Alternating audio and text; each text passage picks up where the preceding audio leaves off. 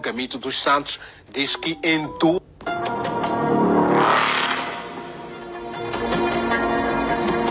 Moçambique lida com os chamados esquadrões da morte há quase 10 anos.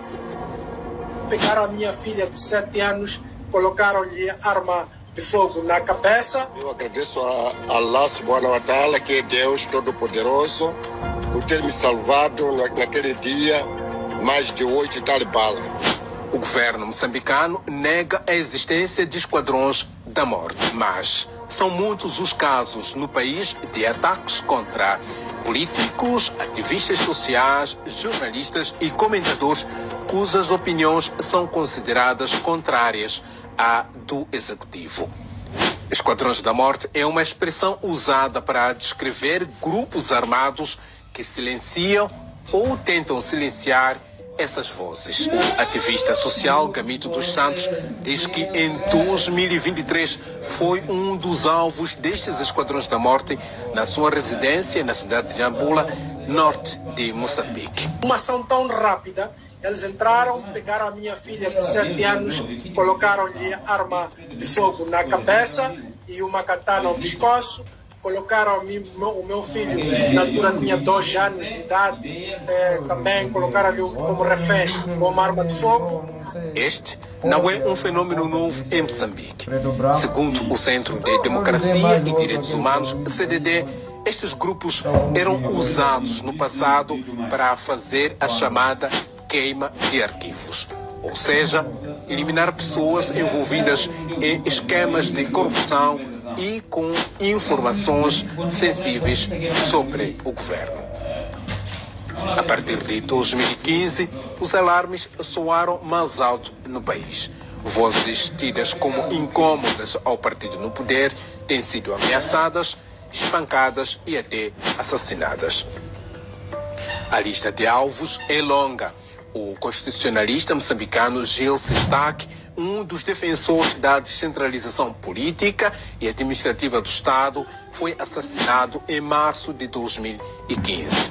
Poucos meses depois, o jornalista Paulo Machava foi morto a tiro no coração da capital moçambicana, Maputo. Ele estava a organizar, na altura, uma manifestação pacífica contra o julgamento de colegas acusados de atentar contra a segurança do Estado. Em outubro de 2016, o ex-deputado da Renamo e membro do Conselho de Estado, Jeremias Pondeca, foi morto a tiro. Um mês depois, outro dirigente sênior da Renamo e membro do Conselho de Defesa e Segurança, José Manuel, foi assassinado à saída do Aeroporto Internacional da Beira, na província de Sofala. 2 dos seus acompanhantes também morreram. Ainda em 2016, o então secretário-geral da Renamo, Manuel Bissopo, escapou a um atentado contra a viatura em que seguia numa zona nobre, na cidade da Beira. O seu ajudante de campo morreu no local do incidente. A Renamo diz que estas ações foram executadas por agentes a mando do governo, segundo o chefe do gabinete jurídico do partido, Simon Makuyane. As ações de assassinato, de rapto dos membros da Renamo estavam sendo executadas pelos agentes mandatados pelo governo. Há evidências de que o governo de fato fazia raptos e atacava, assassinava. O governo moçambicano sempre negou estas acusações, mas a violência continuou nos anos seguintes. Mahmoud Amurani foi morto em 2017. O ativista e observador eleitoral Anastácio Matavel foi morto em 2019, em plena campanha eleitoral. 6 agentes do COE, ou seja, Grupo de Operações Especiais, foram condenados por envolvimento no caso. No âmbito de outras eleições, isto em 2024, o assessor jurídico e mandatário de Venâncio Mondlane, o advogado Elvino Dias e o mandatário do Partido Podemos, Paulo Guambe, também foram assassinados. Ainda há pouco tempo, isto é, em janeiro de 2025, Carlos Barbosa, membro sênior da Renamo e apoiante de Venâncio Mondlane, diz ter escapado a um ataque dos Esquadrões da Morte, isto na cidade de Moatize, na província central de Tete. Eu estive sentado em frente do meu estabelecimento, de repente vi um carro preto, uma Indra preta, passou, travou em frente do meu estabelecimento e daí arrancou. E veio um carro dupla cabina, de repente choveria, estava a arrear o vidro de trás, a tirar uma arma, começaram a disparar. Eu estive sentado, não me movi, dispararam, até balas entraram embaixo do banco. De repente, o que me tirou daquele lugar? Fui me deitar. Pronto. E quando eles já perceberam que pensaram que eu estou morto. Então eles daí arrancaram. No dia 8 de março, 2 jovens apoiantes de Mondlane foram crivados de bala em Massinga, na província de Inhambane, sul do país. Um mês depois, outro apoiante de Venâncio Mondlane, o músico e político Joel Amaral, também foi baleado na cidade de Climane, capital da província da Zambésia.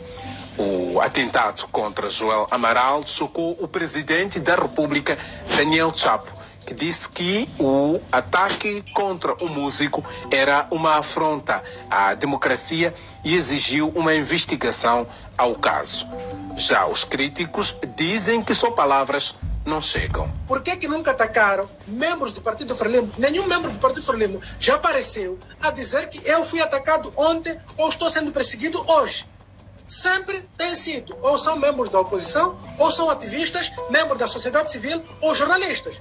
Se não atacam o membro do Partido Frelimo, aqui é uma prova inequívoca que essas pessoas sabem onde é que ficam esses esquadrões da morte e para que fazem essas coisas. Não podemos construir uma narrativa segundo a qual existe uma ação ou uma agenda deliberada de perseguição de atores desta ou daquela entidade ou daquela filiação política ou partidária. Como e quem deve travar os Esquadrões da Morte? Quem tem que acabar com o Esquadrão da Morte é o Estado moçambicano. Mas será fácil? Não existe força de vontade para que se acabe com esses esquadrões de morte. Logo, automaticamente, os esquadrões continuam a fazer morte. E qualquer um que se opõe ao sistema ou um ativista também a nível nacional corre esse risco de poder ser vítima desse esquadrão da morte. Mas como lidar com esta questão em Moçambique? Os casos sucedem, o governo mostra-se preocupado, mas também parece relativizar a questão. O ministro do Interior, Paulo Chachine, negou a existência dos esquadrões da morte em Moçambique. Aliás, Chachine considerou os atentados a figuras com ligações políticas, jornalistas e ativistas sociais como crimes comuns. E o desafio também é que, até hoje, a impunidade persiste.